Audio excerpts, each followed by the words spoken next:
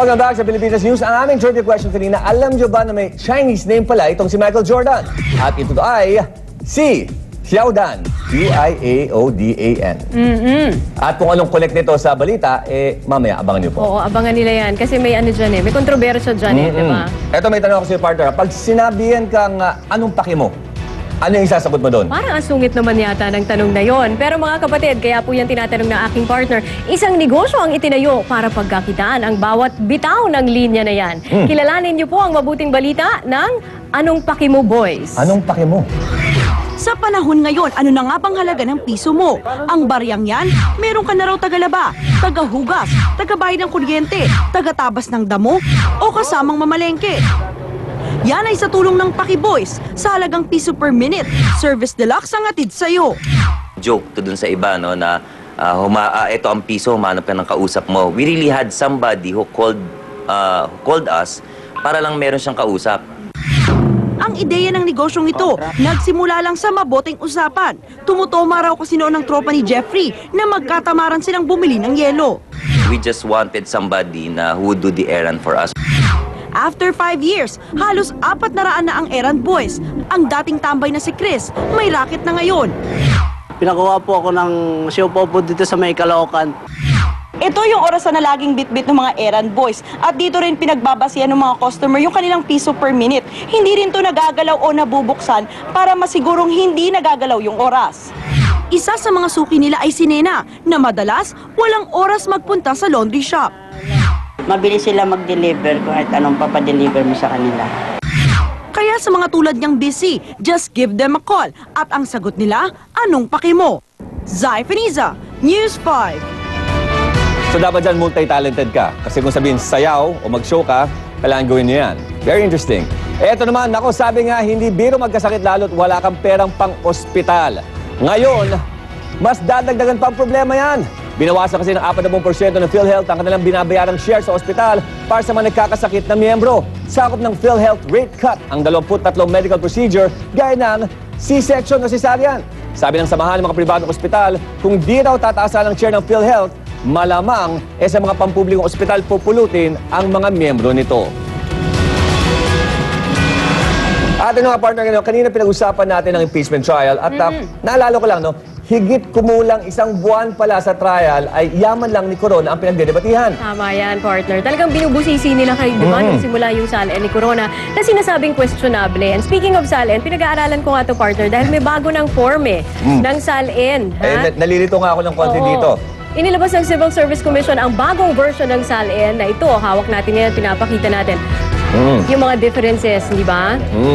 Kumpara sa nakasanayan nating SALN, ito naman po ay mas komplikado at may mga dagdag na entries na inyo napapansin. No? Kabilang sa mga dapat ideklara ng government officials ay ang kanilang personal at family expenses, amount and sources of gross income na tinatawag, at amount of income taxes paid. Oo, 3 ang nadagdag, partner. Hindi lang yung sa assets, hindi lang yung dun sa nagpa-file, hindi pati dun sa asawa at pati dun sa unmarried children. Oo, 18 and below, no? Kung nakatira pa rin dun sa ilang tahanan. Pati na yung amount and sources of income, kung saan nanggaling yung kinita mo. Mga racket o iba't ibang mga klase mga At negosyo. pati income tax na binayaran kasama na rin. Ay. Wala yun dun sa dating SALN, di Ito yung ba? tanong, ipapayag ba naman ang ating mga kongresista, mga senador at iba't ibang mga government official?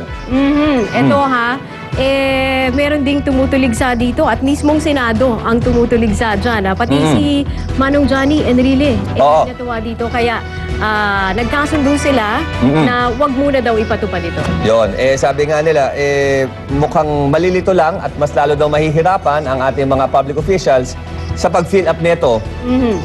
Wag daw muna ituloy. Pero ang hinala ng ilan, alam nyo na kung ano yon. Mahirapan daw silang magtago ng kanilang mga yaman-yaman.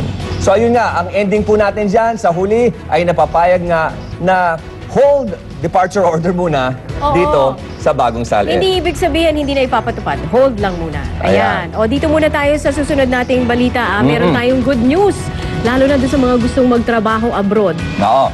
eto naman matapos po ang 14 na taong paghihintay, tinanggal na ng Department of Foreign Affairs ang ban sa pagpapadala ng mga tinatawag na au pair o mga nani sa Europa. Ang au pair ay mga single na Pinoy na nasa 18 to 30 years old at hinire ng European host family sa pamamagitan ng cultural exchange arrangement. 2 taon silang pwedeng manatili sa kanilang amo, kailangan silang bigyan ng allowance dahil sa pagtulong nila sa gawaing bahay at dapat ding pag-aralin para matuto ng lengguwahe roon. Ipinatupad po ang ban noong 1998 dahil sa mga report ng pag-aabuso dito sa mga naning ito. Okay, kami naman tayo partners sa sports. Narito po ang rundown natin. For 2 weeks straight, bidas na cover ng Sports Illustrated ang iniidolo na napakarami sa buong mundo. Ang New York Knicks superstar na si Jeremy Lin. Pwede na siyang tawagin superstar, ha? This time, solo na niya ang front page ng magazine. Bagay na hindi katakataka dahil sa kanyang performance at sa kanyang dominating presence online. Dinimanda naman, ito ibang kwento naman to, no? Yung dikit doon ng trivia. Dinimanda ng basketball legend na si Michael Jordan sa sportswear company sa China. Reklamo ng basketball star, hindi niya otorisado paggamit ng kumpanya ng kanyang Chinese name na Kiaodan at jersey number niyang 23. No comment muna ang kumpanya. Sa ibang sports naman, balak daw ng Pinoy UFC fighter na si Mark Munoz na magsagawa ng free wrestling clinic sa mga batang interesado sa kanyang larangan. Sabi ng tinuguriang The Filipino Wrecking Machine, bukod sa pagiging wrestling coach sa kolehiyo, gusto na rin daw magturo ng fighting techniques sa kabataan for self-defense ang malamang. Pinakamainit daw yung panahon natin ngayong araw na ito sa Metro Manila. Bukas kaya magiging mainit pa rin? Sasagutin po yan ni Claudine Trillo. Claude. Tama ka dyan, Cherry. Mukhang lalo pang magrereklamo ang mga netizens sa Twitter tungkol sa init ng panahon bukas. Walang malakas na ihip ng hangin ang pumupunta sa Pilipinas. Ang ibig sabihin po, wala ring malakas na ulan na bubuhos bukas. Tignan nyo naman dito po sa Luzon. Kaunting-kaunting ulan lang ang inaasahang mararamdaman. Ganyan rin ang posibleng lagay ng panahon sa Visayas, pero dito naman po sa Mindanao area, baka raw magkaroon ng kalat-kalat na pag-ulan dahil sa mahinang easterly winds. Punta naman tayo ngayon sa mga may init na YouTube videos ni Joey Francisco. Maraming salamat, Claude. Masyado ata naging hot and excited ang isang fighter ng mixed martial arts sa kanyang kalaban.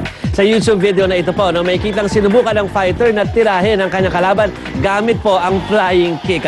Pero nakaiwas ang kalaban kaya sa tuluyan nakatulog sa tindi ng kanyang pagkakabagsak. Kung sakaling napilayan siya sa ginawa niya, mukhang hindi pa rin siya mawawala ng karir. Pinatunayan po kasi ng isang lalaki na kahit dala-dalawa ang dala mong crutch, kaya mo pa rin magpakitang gilas sa dance floor. Ito na nakikita niyo sa video ngayon. Sa galing po ng lalaki, napadula tuloy ang netizens kung may pilay nga ba talaga ang lalaking ito. Ang galing, Cherry at pa. At yan po ang kalahating oras sa mga balitang Joey, dapat may tanong malaman. muna ako. Okay, Cherry. Kaya kayang gawin ni Pangulong Gloria Arroyo with her neck brace? Nako. Baka tuluyang mabali ang kanyang likuran. Pa-exhibition. Nako, Pero nakakatawa yung video mo kanina, yung nag-flying kick Sana sa fly. katulong. Na? So marami pa tayo ipapakita ganyan sa mga susunod na edisyon ng P-News, Pao Cherry. At yan po ang kalahating oras sa mga balitang dapat malaman ng bawat Pilipino. Dahil ang balitang ito tungkol sa iyo at para sa iyo. Saan man, kailanman, kapatid. Ito ang Pilipinas News. Up next na po ang Anggulo. Magandang umaga.